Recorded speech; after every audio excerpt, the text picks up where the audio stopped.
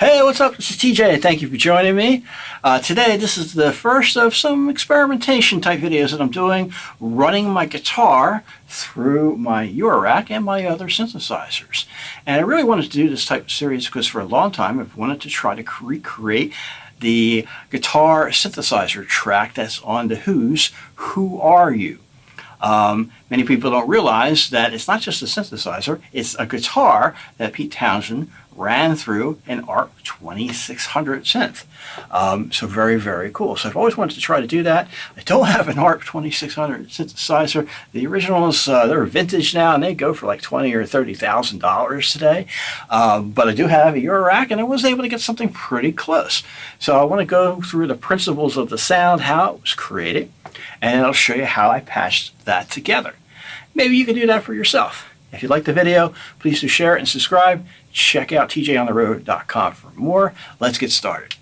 All right, let's talk about the fundamentals of the sound and the gear that I used in order to get my guitar to get that kind of cool synth thing going on. Now, first thing that Pete Townshend did is that he plugged directly into the ARP 2600 into the exterior input.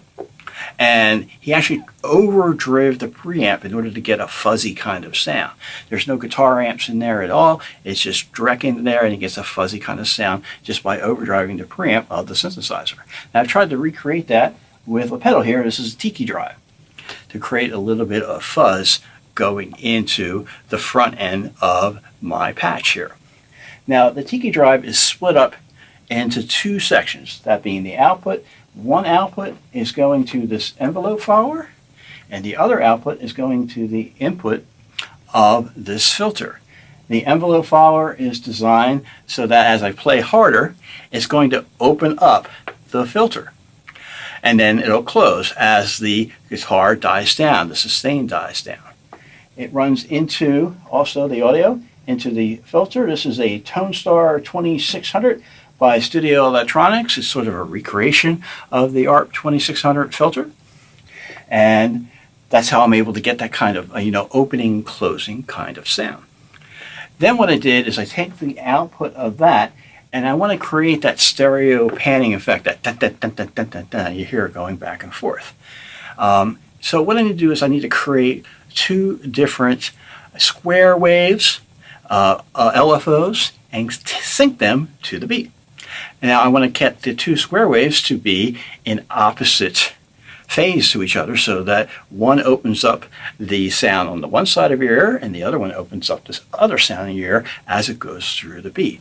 Now Pete Townshend used the ring modulator on the 2600 in order to do that.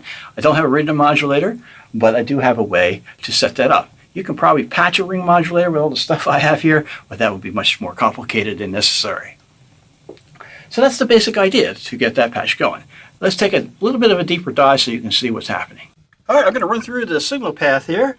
As I had mentioned, the first thing that I wanted to do is create a little bit of that fuzzy overdrive sound, and I've done that with this Tiki Drive.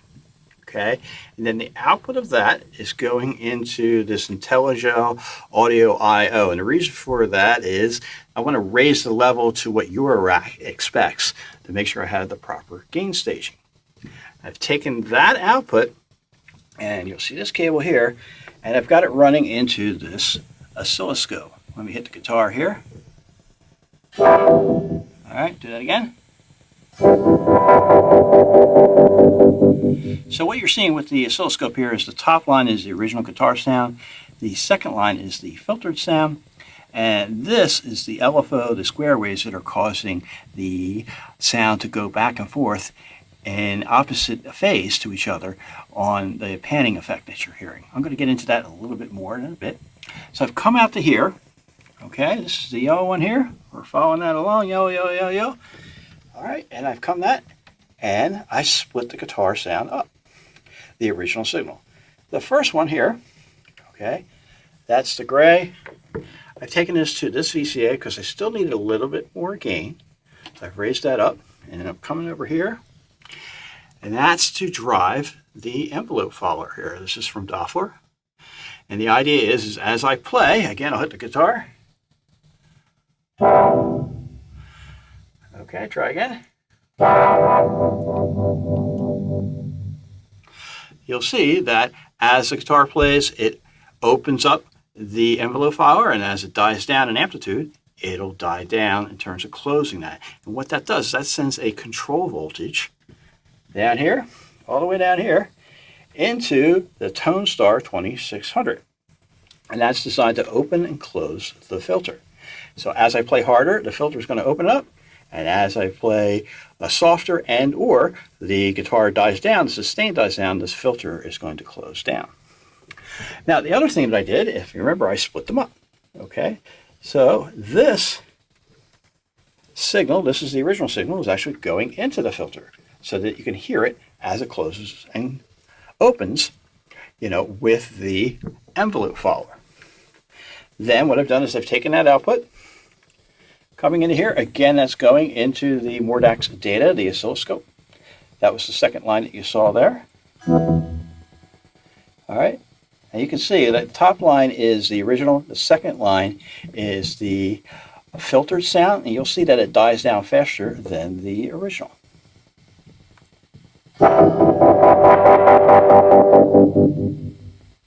You can see how it dies down quicker in amplitude. Then I've taken that output, right, and again I've split it up. These are two buffers here, and then these two greenies here, these cables, are going into the VCA. Now you'll see the VCA is blinking back and forth. That's because that's the stereo panning that I've set up. And the way I have done that is I've taken from Pamela's new workout, okay, and I've created two square waves. And I've done a couple things with that. First thing what I've done is, again, I've ran that through the oscilloscope here. But I'm going to change this so you can see it better. Get real geeky here. To the voltage monitor. So voltage 3 and 4 is the square waves. That's hard to see because it's running at 140 beats per minute. So I'm going to slow it down. So slow as it goes. So you can see the actual square waves. And then you can see that they are running in opposite phase to each other. Now you might also notice that they're not actually perfect squares. The angle is a little bit slower, and as well as the release. The reason for that is because I've also ran the control voltages through this envelope generator. This is a Quadigy from Klavis, and the reason why I've done that is to eliminate the potential pops that you might hear by clicking back and forth from one side to the other in the stereo field. And then lastly, you'll see the signal from the VCA as it clicks back and forth here. It's going into some reverb here, the Performer from Mordax Modular. At least I forget that I did have my drum machine here, the Roland TR-8S, synced up to the panning of the synthesizer sound that I created, and that's the same thing that was done in the original Who Are You track. Keith Moon played to a click track along with the synthesizer. Unfortunately, Keith Moon wasn't available for this video. As you probably know, he's not around anymore. May he rest in peace.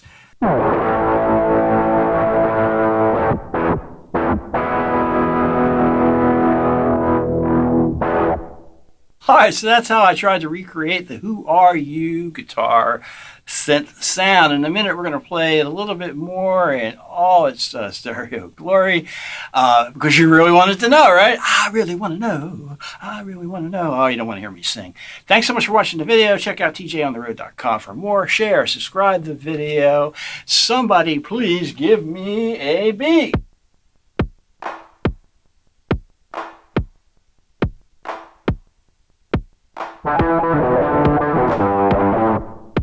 Thank you.